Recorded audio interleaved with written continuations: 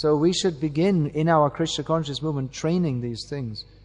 There's a tendency within our movement to try to go along with the modern demoniac way of thinking and at the same time be devotees.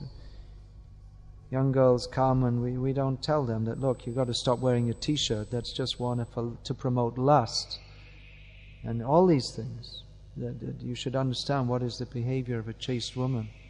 And no one is teaching. And then they get married, and even get married to a devotee, and they're miserable because they have no idea how to live as husband and wife.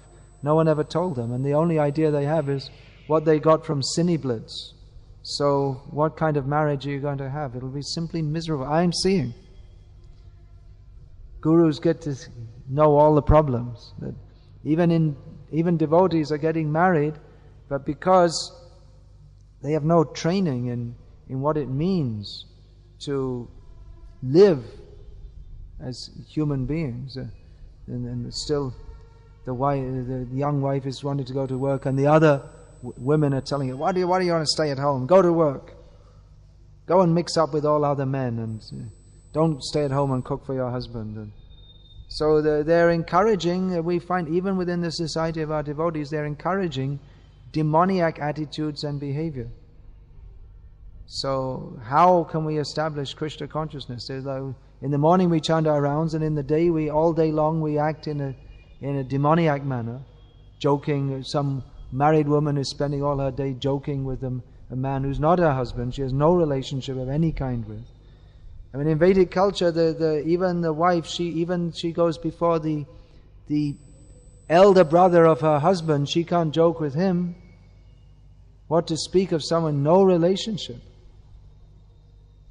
So this is civilized culture, but we think, yeah, we'll be devotees and at the same time we'll be demons. But we don't recognize. We think demon means Ravana, but this whole modern culture, it's demoniac. It's based on the demoniac principle, we shall enjoy.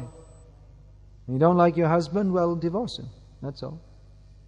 That's what's written in BTG. That I didn't like my husband wasn't very spiritual, so I divorced him. So we should understand. We have to read these books and we have to propagate these things in our society.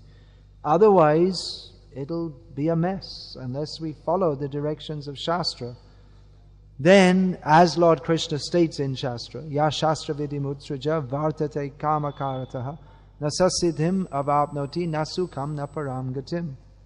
If we don't follow Shastra, then what to speak of Param Gati? We cannot attain Sukh or Shanti or Siddhi.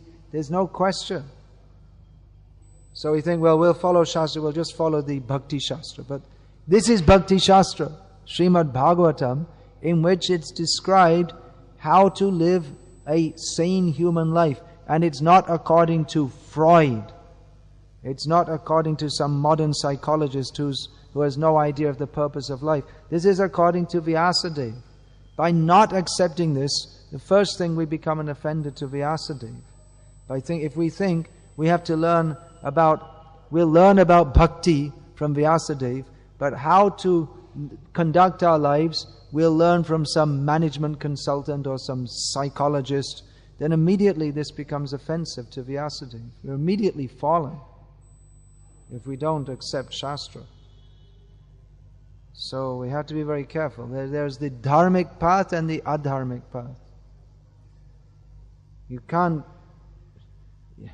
be a devotee and be a Ravana at the same time.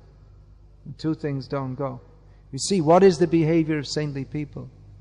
Kunti Devi. Draupadi, of course, was exceptional, but she also didn't act in a demoniac manner.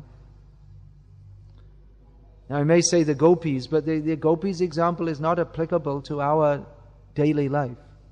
For one thing, we're not on the platform of the gopis.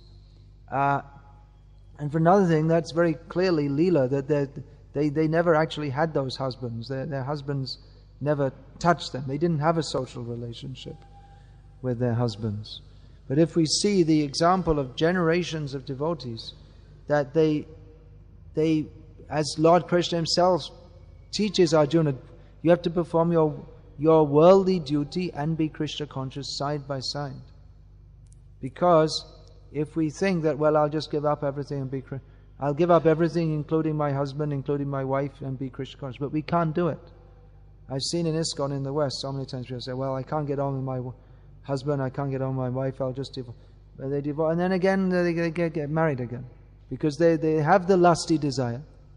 It's not that they're so advanced. Now I want to renounce.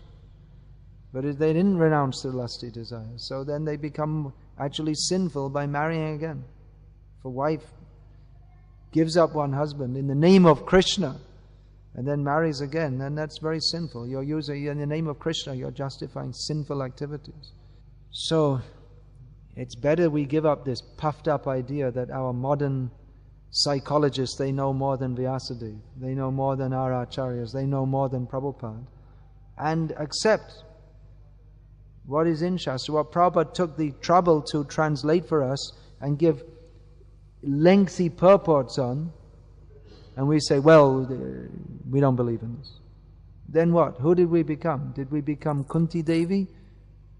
Or did we become Putana? What is our position? We should...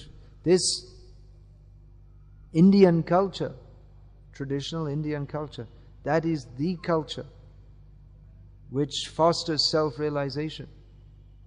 And it is the greatest foolishness of India that the Indian people want to give this up and become like Rakshasas. And you'll get it.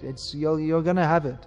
Within a short time, it won't be safe to walk on the streets of Hyderabad because there'll be gangs of children coming up and attacking you, just like in the West. It'll be the same thing.